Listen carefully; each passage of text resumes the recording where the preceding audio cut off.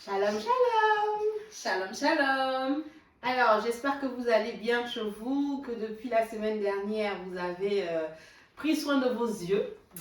Vraiment, on a été bénis la semaine dernière parce que le Seigneur a utilisé notre docteur pour nous expliquer un peu c'est quoi les yeux, nous donner la description des yeux, comment les yeux sont constitués. On a commencé à voir un peu les maladies qui peuvent toucher les yeux. Donc là, ce que je vais faire, on va encore prier pour que nous soyons inspirés, que ce qu'on entende puisse nous faire du bien. On va prier, je vais prier et puis on va continuer avec nos questions. Éternel, nous te bénissons. Nous sommes vraiment toujours heureux d'être réunis en ton nom. Seigneur, nous savons que lorsque 2 ou 3 sont assemblés en ton nom, tu es présent. Si nous faisons cette émission, c'est pour faire éclater ta gloire, c'est pour faire avancer ton règne sur cette terre. Nous te dédions cette séance-là, Seigneur, et nous prions que tu sois au milieu de nous, que tu viennes, que tu parles au travers du docteur, que tu parles au travers de mon canal aussi, et que vraiment que quelqu'un soit béni. Vraiment, sois là, prends le contrôle de ce temps et que toute la gloire te revienne au nom de Jésus. Amen. Amen. Voilà. Donc, docteur, je voulais te demander en fait, comme je disais, on a parlé, on a donné la description des yeux, on a commencé à parler des maladies. Est-ce que tu voudrais nous expliquer un peu, nous donner des conseils sur comment on peut prendre soin de nos yeux? Alors, pour prendre soin de vos yeux, rien ne vaut déjà une visite régulière chez l'ophtalmologue.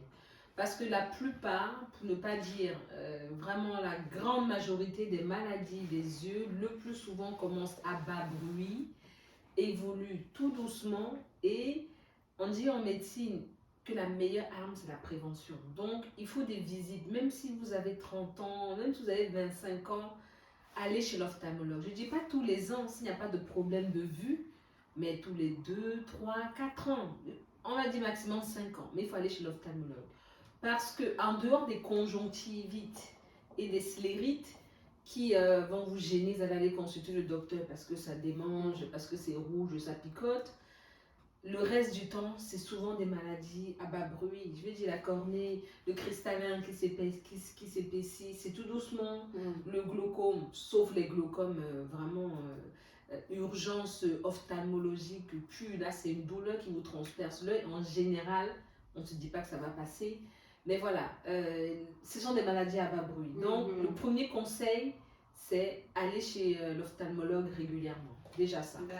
Quand on n'a pas de problème de vue, mais quand on a des problèmes de vue, encore plus, il faut aller régulièrement s'assurer que les corrections visuelles qu'on peut avoir sont adaptées à l'œil parce qu'il ne faut pas fatiguer l'œil. Je rappelle que l'hypermétrope ne voit pas bien de près, il voit très bien de loin parce que son œil est plus aplati, donc il va avoir une meilleure perception de loin. Le myope, au contraire, on dit myope comme une taupe, il ne voit rien de loin, lui c'est, voilà, il est autour. Donc pareil, le globe oculaire est transformé et le myope a beaucoup plus de complications, de décollement de rétine, de maladies graves de la rétine. Donc il faut se faire suivre. Ça, c'est la première chose. La deuxième chose, c'est que on peut prendre soin de ses yeux par rapport au soleil. Voilà. Le soleil, c'est un agresseur des yeux. Les UV du soleil, on ne peut pas regarder le soleil en face et ne pas devenir aveugle. Ça va vous brûler tout dans les yeux. C'est pour ça que quand il y a des éclipses, des choses comme ça, on demande de mettre des lunettes spéciales parce que si vous regardez le soleil, c'est que vous avez envie de vous suicider les yeux en fait. Enfin, vous avez envie de vous tuer les yeux. Donc attention au soleil. Pour ceux qui sont sensibles des yeux, investissez dans une paire de solaire. Pour nous en Afrique où voilà, moi j'ai grandi en Afrique, donc je ne connaissais pas les lunettes de soleil, mais au moins on avait les casquettes avec visière. C'est pas grand chose, mais au moins ça peut aider, protéger les yeux des ultraviolets parce qu'il peut y avoir des cancers, il peut y avoir des mélanomes des yeux. Ça veut dire que les UV peuvent tellement transpercer les yeux qu'il peut en avoir un cancer. Donc, on va chez l'ophtalmologue, on essaie de protéger les yeux par des solaires. Et puis la dernière chose maintenant qui nous a envahis depuis les années 2000, il y a eu l'arrivée d'Internet et depuis 2010, c'est la révolution avec les smartphones, les tablettes, etc. S'il y a une chose que je peux donner comme conseil, c'est s'il vous plaît, choisissez déjà des tablettes, des smartphones avec des bons pixels. Pas des trucs faibles qui vont demander un travail énorme aux yeux parce que ça va les fatiguer. Prenez des tablettes. Il vaut mieux mettre un peu d'argent dans une bonne tablette qui va moins épuiser vos yeux que d'acheter la tablette de bas prix et puis Ça fatigue les ça yeux. fatigue. Ça fatigue ça fatigue les cônes. Il faut savoir que les cônes et les bâtonnets, on est avec la durée, c'est-à-dire qu'on est avec un stock limité de cônes. Ça se chiffre en millions de millions, mais ça vieillit. L'œil vieillit tout au long de la vie. Donc, les cônes vont mourir. Plus la mort des cônes est prématurée, la mort des bâtonnets est prématurée, et plus le risque de cécité s'approche. D'accord. Donc, faut pas on n'a pas une capacité inépuisable au niveau des yeux. Donc, ça, je fais ça. Donc, surtout, si vous voulez regarder vos téléphones, vos tablettes, vos ordi dans l'obscurité, ayez au moins un point lumineux. J'ai dit dans l'émission précédente, et je pense peut-être tout à l'heure, que la vision de nuit, elle est faite par les bâtonnets. Donc les bâtonnets, en fait, ils ne sont pas déjà très nombreux. C'est un pourcentage, je puis dire, un quart de bâtonnets et 3 quarts de cône. Donc déjà, les bâtonnets ne sont pas nombreux. Donc, on n'est pas censé vivre la nuit. Dieu a fait la nuit pour qu'on dorme. Donc, quand vous voulez regarder votre téléphone, etc., la nuit, tout est éteint et puis vous allumez que ça, ben, vous voyez le faisceau lumineux. De toute façon, on le voit, ça finit par exciter un peu. On est fatigué, en fait. Donc, faire attention. Ayez un point lumineux, une petite veilleuse allumée, quelque chose qui va apporter un peu plus de luminosité pour reposer les yeux. Donc il y a ça, et puis, comment j'allais dire, ne pas être dans l'obscurité totale. Ça, il n'y a rien. 1, vous fatiguez les yeux. 2, vous excitez le cerveau. Et 3, c'est reconnu, c'est une cause d'insomnie. Aujourd'hui, c'est une cause de crise d'épilepsie parce que le cerveau est surexcité, il ne sait pas quoi faire de tous les pixels qui s'agitent devant lui. Et puis, ça déclenche des crises d'épilepsie. Ça, c'est... Et chez les enfants, les adolescents, c'est un trouble. C'est à l'origine des troubles du sommeil, c'est à l'origine des retards à l'école, des troubles à la concentration, des troubles à la mémoire. Voilà, parce qu'en fait, je le dis, je l'ai dit la semaine dernière, et là je le dis, l'œil ne fait que percevoir l'image.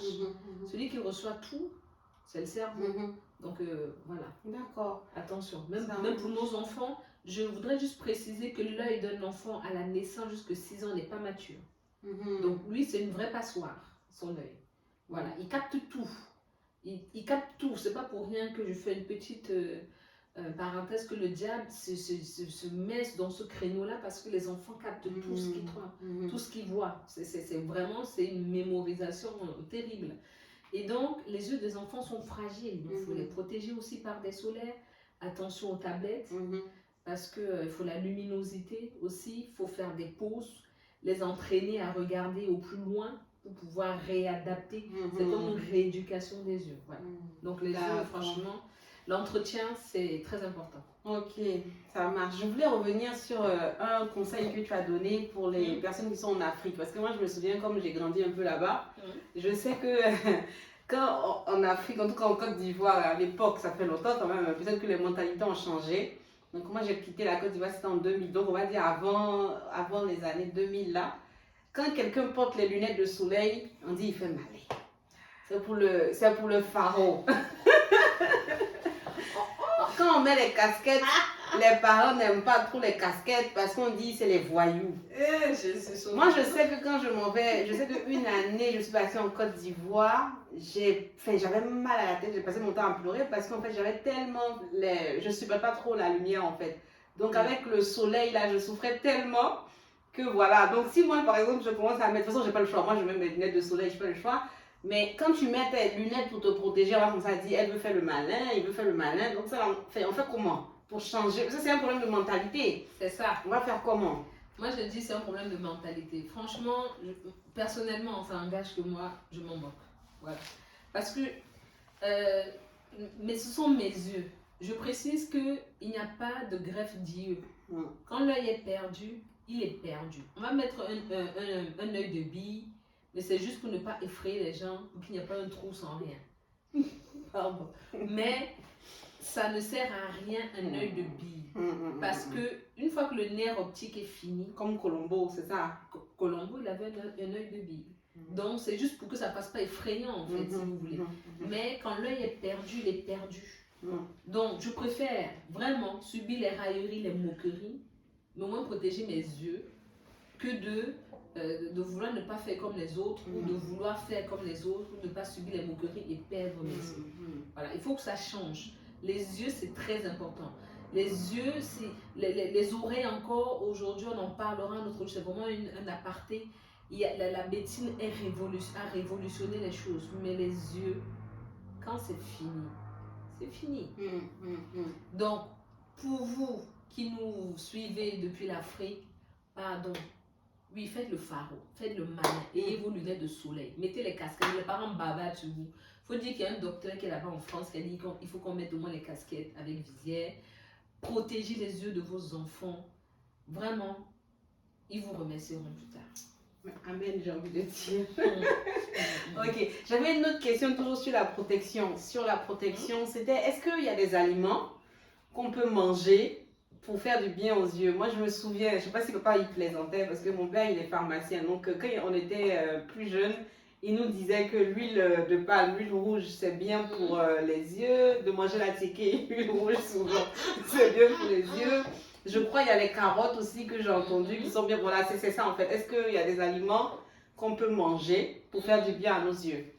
Grosso modo, hein, mais ce n'est pas une science exacte. Tout ce qui est orange, vous jetez dessus, de couleur orange. Les carottes, donc je vais commencer par l'Afrique. Les mangues, les carottes, l'huile de palme, bien sûr, il faut faire attention, c'est quand même des graisses. Mais le Seigneur a pourvu dans chaque continent à peu près pour qu'il y ait assez de choses orangées. Je suis sûre que j'en oublie encore des choses orangées parce que je ne connais pas tout.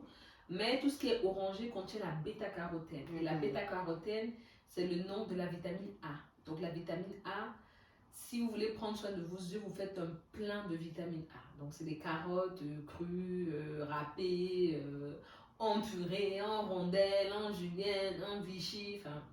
Il y a toutes les catégories. Pour nous qui sommes ici en Europe, voilà, on a le privilège, moi j'aime les melons, hein, donc c'est petit, je fais la petite confession. Donc les melons, les carottes, les oranges, les pamplemousses, quand il n'y a pas de contre-indication, voilà, tout ce qui est orange est très riche en bêta-carotène et c'est une vitamine cicatrisante pour l'œil, indispensable au bon fonctionnement des yeux. Donc il y a déjà ça, puis se nourrir d'antioxydants, parce que je dis, les faisceaux lumineux traversent les yeux, ça stresse, il y a quand même un stress, hein, parce que le cerveau lui prend les UV comme ça, hein. Donc c'est pour ça qu'il y a un peu la pupille, là, le trou noir un peu, mais le cerveau prend tout ça. Donc les antioxydants, vraiment au pays on en a plein. Il y a les papayes. Ah, voilà, je fais oublier la papaye. La papaye est très riche en oxydants. Antioxydants, oh, je vais y arriver. La papaye, voilà, ça contient de la vitamine A. Donc, franchement, sur chaque continent, on a de quoi quand même trouver. On a de quoi trouver des fruits pour prendre soin de ses yeux. Ok, donc c'est bien, papa, il racontait pas du bêtises. On vérifie quand même. Parce que quand on est petit, on croit à tout se fâcher. Moi, j'ai suivi ce conseil quand même. Hein. Ok. Après, j'avais une question comme ça. C'était, voilà, je ne sais pas comment je vais la poser. Je veux dire, tu nous as dit que les yeux, ça capte l'image et ça envoie au cerveau. Bon, maintenant, quelqu'un qui est instruit et quelqu'un qui n'est pas instruit. Donc, ils peuvent voir la même chose. Ça veut dire quoi? Qu'ils vont voir la même image, mais ils ne vont pas avoir la même perception des choses, la même compréhension des choses. Merci pour la correction. Ils vont percevoir la même image. J'ai vu ta tête changer. Mais ils ne vont pas en avoir la même interprétation. Okay. Pourquoi? Parce que vous montrez un appareil photo, allez, on va attendre 3 mois. Vous montrez un appareil photo à un enfant d'1 an, vous montrez un appareil photo à un enfant de 6 ans, ils ne vont pas comprendre la même chose. Ils vont pas interpréter. Celui d'1 an, si tu n'en as jamais vu, pour lui c'est un objet parmi tant d'autres. Hein? Et celui de 6 ans, comme il a déjà vu, il sait que c'est un appareil photo, donc il va se positionner, il fait oui, Titi, il va faire des choses, donc il sait comment le prendre en photo. Ça s'appelle de l'expérience. Il faut que le cerveau acquiert de l'expérience. C'est en fonction de cette bibliothèque d'expérience. C'est en fonction de cette connexion. Tel objet fait ça. Ça fait ça. Ça me renvoie à ça. Ça, son rôle, c'est ça qui va interpréter. Voilà. C'est pour ça qu'on en apprend toujours. Ah, c'est quoi ça? Ah, d'accord. Bon, moi, je saurais ce que c'est que la prochaine fois. Oui, le cerveau va le mémoriser. Ah, cet objet sert à faire ça. Donc c'est une histoire de connexion, c'est une histoire de compréhension. C'est ça qui permettra au cerveau d'interpréter. Ok, super. Alors, une autre question encore à peu près similaire. Ah, il y a des gens qui sont nés aveugles. Oui. Il y en a qui sont nés, ils voyaient et après ils sont devenus aveugles. Alors, la question qu'on se pose, c'est est-ce que quelqu'un qui est aveugle, quand par exemple il perçoit, on ne sait pas, un son, un toucher, est-ce qu'il y a quand même une image qui arrive quelque part par rapport à son cerveau, pour être communiqué à son cerveau, par rapport, alors celui qui est né aveugle en fait, il est né aveugle, mais moi je me dis qu'il ne va pas avoir d'image parce qu'il ne connaît pas les images. Exactement. Maintenant, celui qui a déjà vu et qui ne voit plus, est-ce que quand même quand il va entendre un son, par exemple un klaxon, il va quand même voir quelque part que c'est une voiture? Comment ça fonctionne en fait? Est-ce qu'il y a quelque part une image qui sort ou pas? Alors, dans celui qui est né aveugle, donc dès la naissance, il n'a perçu aucune image, lui, ça ne lui renvoie à rien. Il est dans le noir. On va dire, il est dans le noir. Il peut s'imaginer, mais là, c'est l'intellectualisation. Il peut s'imaginer, mais là, il faudra qu'il fasse intervenir les autres sens. Voilà, il faut qu'il fasse intervenir le toucher pour arriver à circonscrire, essayer. Voilà. Ils auront les autres sens développés parce que comme il y a un qui est absent, ce n'est quand même pas négligeable. Il faut que les autres, il faut que l'audition, il faut que le toucher soit des sens exacerbés pour qu'il puisse. Voilà. Maintenant, celui qui est né, qui a vu, qui pour des raisons X, Y est devenu aveugle, son cerveau va s'utiliser de ce qui a été mémorisé. Et il y a une mémoire visuelle, c'est-à-dire que l'objet que je vois, je peux le reconnaître entre 10 000 parce que le cerveau l'a mémorisé. Il y a eu ce travail d'archivage et donc cette image-là est mobilisable. Voilà. Donc ce qui fait que tout ce qui a été emmagasiné avant, mémorisé avant, oui, on va dire c'est le façon d'une voiture. Mais il ne pourra plus dire si la voiture c'est une voiture de l'an 2000, si c'est une voiture de l'an 2005, s'il était aveugle en 2002. Voilà. Il n'aura plus de nouvelles images emmagasinées. Donc sa bibliothèque va se stabiliser un temps, mais s'il ne la travaille pas, dans tous les cas, ça va diminuer un petit peu parce qu'il n'y a plus de nouvelles images qui vont se rajouter. D'accord, wow, je suis en train de penser encore à quelque chose d'autre. Je reste encore avec les aveugles.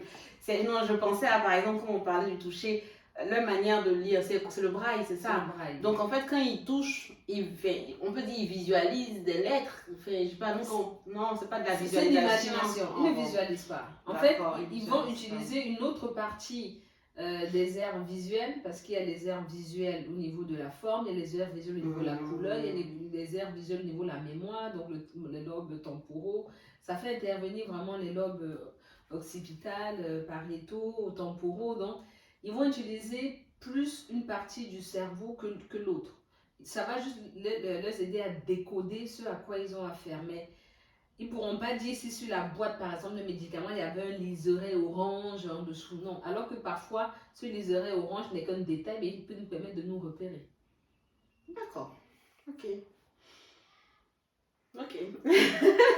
Alors, je vais raconter je vais dire ce qu'il y a dans ma tête là tout de suite. Je suis en train de penser à l'homme aveugle que Jésus a guéri, qu'il a touché 2 fois. La première fois quand Jésus l'a touché, il a dit il voit des arbres. Oui. Et quand Dieu l'a touché une 2e fois, il dit il voit les hommes. Oui. Je suis en train de juste me demander, donc ça veut dire en fait, parce que quelqu'un qui n'a jamais vu des arbres, il ne peut pas dire, dès que ses yeux ouvrent, il ne peut pas appeler ça arbre. Donc ça veut dire que par exemple celui-là, certainement il avait déjà vu des arbres en fait dans sa vie. Certainement, alors soit il est devenu aveugle, donc il avait déjà vu des arbres, soit la personne qui était à côté de lui a tellement décrit l'arbre qu'il s'est imaginé que le jour où il l'a vu, c'était comme ça. D'accord, voilà. Ok, c'était ça. Ok, très bien. C'est cette image-là qui était venue. Super, donc très très bien. Donc je pense que maintenant ce que je vais faire, je vais te demander, ça sera ma dernière question. Donc on a vu le côté physique. Donc s'il y a d'autres questions, on va faire comme les dernières fois, on va regrouper encore pour faire des réponses aux questions. Donc là je veux passer maintenant au côté spirituel. Pourquoi on parle des yeux maintenant du côté spirituel dans cette émission? Pourquoi c'est important les yeux? Parce que tout ce qui se passe, je le dis vraiment, et j'insiste, et je pense que ce sera mon credo, si je puis dire ainsi, nous sommes d'abord spirituels avant d'être physiques. Donc, si tout ce qu'on peut voir, hein, encore, on n'a même pas brossé vraiment ce qu'on peut faire avec les yeux en profondeur, ça veut dire que spirituellement, les yeux, c'est la fenêtre de l'âme, en fait. Les yeux, ça te dévoile. Quand quelqu'un vous regarde, un regard soutenu, vous dites, qu'est-ce qu'il me veut, en fait? Il veut que vous regardez, en fait. Mais ça te déstabilise, ça te remue, tu dis, c'est pas possible. Qu'est-ce qu'il me veut, là? Il me cherche quoi, là? C'est quoi? Il veut ma photo? Il veut que je le... Voilà. Qu'est-ce qu'il veut? Parce que quand on soutient le regard, ça déstabilise. Donc, spirituellement, la vue, c'est très important. Spirituellement, la vue, c'est un sens que le diable met. Il sait nous tenter par la vue. N'oublions pas que Ève, il a dit à Ève, dans le jardin, l'arbre, la Bible dit que Ève a vu que le fruit était agréable à la vue. On n'a pas dit qu'il y avait les épines. Même s'il y a les épines, la façon dont le diable a décrit, la chose, même les épines allaient paraître bien. Donc, s'il y a un sens que le diable vraiment utilise pour nous faire tomber, c'est bien la vue. Je dirais même que les autres sont importants, hein, l'audition, etc. Mais la vue, c'est... Voilà. C'est très important spirituellement de faire attention à nos yeux, de ne pas être malade des yeux. D'accord, ok. Je suis en train de penser encore aux aveugles. Ah, donc là, non, j'étais sur les aveugles par rapport à ce que tu viens de dire, que la vue, c'est souvent ça qui va nous faire tomber. Donc je me disais finalement, les aveugles, ils ont un peu de chance alors. Ils ont un peu de chance. J'ai pensé à quand tu vois une belle, bon, moi je suis une femme, on m'a dit que je vois un beau garçon. Si je vois un beau garçon comme ça, l'aveugle ne voit pas le beau garçon. Ah non, l'aveugle, c'est pas dépassé. Peut-être que lui, c'est la voix du garçon là qui va faire qu'il va commencer aussi à imaginer les choses. Ça, c'est clair, parce qu'il y a aussi la voix. C'est ça. Donc, comme j'ai dit, ils ont l'audition, ils ont l'ouïe très développée. Donc, c'était à ça que j'avais pensé. Voilà, les timbres de voix, etc. N'oublions pas que il y a la musique nous touche aussi, la musique nous secoue, enfin, le son, ce qu'on entend, ça nous émeut. Donc la voix aussi, il peut être... Du coup, est-ce que ça veut dire que spirituellement, des fois, vaut mieux être aveugle? Non, mais c'est ça, c'est une question. Et puis, je pense que je vais arrêter là parce que... Est-ce que spirituellement, il vaut mieux être aveugle ou il vaut mieux voir? Je dirais que si Dieu a mis les yeux, c'est que c'est utile. Maintenant, il nous a donné la capacité de fermer les yeux. Oui, on l'a vu dans l'émission précédente. Il nous a donné des muscles oculomoteurs.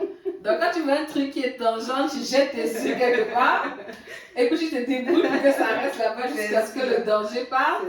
Ou tu fermes les paupières au moins, tu as fermé les rideaux et puis on n'en parle plus. D'accord, ok. Donc ce qu'on va faire, je pense qu'on va arrêter là pour cette semaine et on reviendra sur le côté spirituel un peu plus en détail la prochaine fois. Ok. Est-ce que tu veux bien prier pour la fin? Seigneur Jésus, vraiment je voudrais te remercier. Père éternel, vraiment tu fais naître cette émission, papa, parce que tu ne veux pas que ton peuple reste dans l'ignorance. Parce que Seigneur, dans l'ignorance, ton peuple périt. Papa, aide-nous à comprendre vraiment qu'il est important de s'examiner, de nous voir à travers ta parole. Et c'est pourquoi nous sommes là. Papa, je voudrais prier que pour ceux qui nous regardent, pour ceux qui suivent cette émission, qu'ils aient une restauration dans leur vue, papa. Je voudrais déjà prier que les yeux qui sont faibles, Père éternel, retrouvent de la vigueur, papa. Que les yeux qui sont en train vraiment, papa, de tomber malades, que tu viennes, Seigneur, guérir, papa. Vraiment, je prie que, Père, au nom de Jésus-Christ de Nazareth, tu viens restaurer la vue, tu viens restaurer la vue physique, tu viens restaurer, Père éternel, que tu nous fasses la grâce de comprendre qu'il est important de prendre soin de nos yeux. C'est vrai déjà chez les médecins que tu as qualifiés, mais également la lumière de ta parole. Que ton nom soit béni, Père éternel, et que la gloire et l'honneur te reviennent à toi seul, au nom de Jésus. Amen. Amen, amen, amen, amen. Ok, nous bénissons le nom du Seigneur en tout cas pour cette émission. Et nous vous demandons, si vous avez aimé, de liker, de partager, de revenir la semaine prochaine encore nous C'est ça. suivre. Et puis, comme je disais, n'hésitez pas, si Les vous avez questions, des questions, bien parce que comme sûr. on est en train de basculer sur le côté spirituel, si sur le physique, vous avez encore des questions sur les yeux, n'hésitez pas à nous les faire parvenir. Soyez bénis au nom de Jésus et on se retrouve la semaine prochaine. Bye bye, et bonne semaine bénie. Amen.